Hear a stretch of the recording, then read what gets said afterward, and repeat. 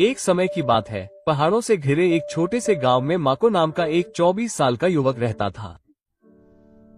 माको बहुत बेचैन रहता था। उसके मन में हर समय विचारों का सैलाब उमड़ता रहता था। दिन भर तरह तरह के विचार आते जाते रहते थे। इन विचारों से उसे बेचैनी और थकान महसूस होती थी। वो हमेशा अपने अतीत को लेकर दुखी रहता था और भविष्य को लेकर बहुत चिंतित रहता था। इन विचारों के कारण उसके मन में तूफान सा छा जाता था। उसे शांति नहीं मिलती थी, नींद नहीं आती थी और मुस्कुराना भी भूल जाता था। एक दिन माको को दूर पहाड़ों में बसे एक गांव के बारे में पता चला। लोगों ने बताया कि वहां एक बुद्धिमान बूढ़ा आदमी रहता था। वो आदमी शहर का मशहूर मनोवैज्ञानिक हुआ करता था। उसने अपने जीवन में बहुत से लोगों की मदद की थी और उन्हें मन की शांति पाने का तरीका सिखाया था। अब वो बूढ़ा हो चुका था। वो शहर की भागदौड़ भरी जिंदगी छोड़कर प्रकृति के करीब एक शांत गांव में रहने लगा। कभी कभी वो आने वालों को सलाह भी देता था। माको के मन में उत्सुकता और उम्मीद जगी। उसने तय किया कि उसे उस बूढ़े आदमी से मिलना ही चाहिए। उसने सोचा, शायद ये बुद्धिमान आदमी मुझे शांति पाने में मदद कर सकता है। कई दिनों की लंबी और थकाऊ यात्रा के बाद माको पहाड़ी गांव में पहुंचा। वहां पहुंचते ही उसने देखा कि हरियाली से घिरा एक छोटा सा घर है। घर के बरामदे में बूढ़ा आदमी चुपचाप बैठा था। उसकी आंखें बंद थी और वो बहुत शांत लग रहा था।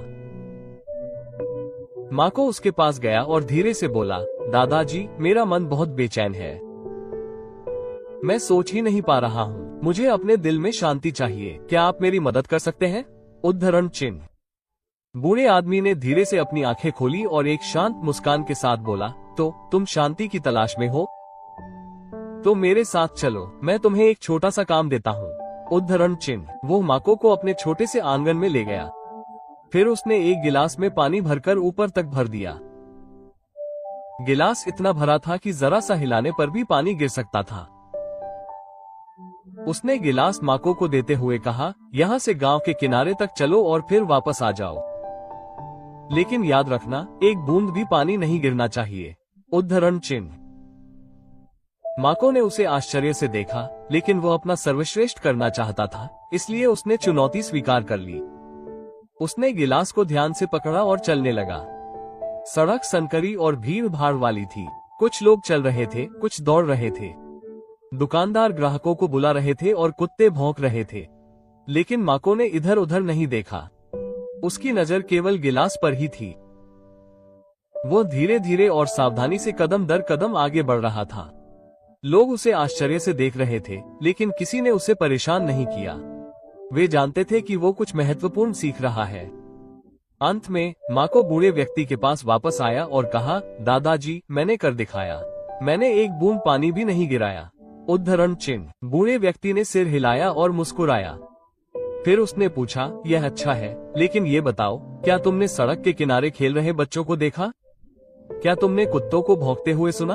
उद्धरण चिन्ह। माको ने आश्चर्यचकित होकर कहा, नहीं, मैंने कुछ भी नहीं देखा या सुना। मैं केवल गिलास पर ध्यान केंद्रित कर रहा था। उद्धरण चिन्ह। बूढ़े आदमी ने फिर मुस्कुराते हुए धीरे से कहा, यही राज है। कुछ ऐसा जो हमेशा तुम्हारे अंदर था, लेकिन तुम्हें पता नहीं था।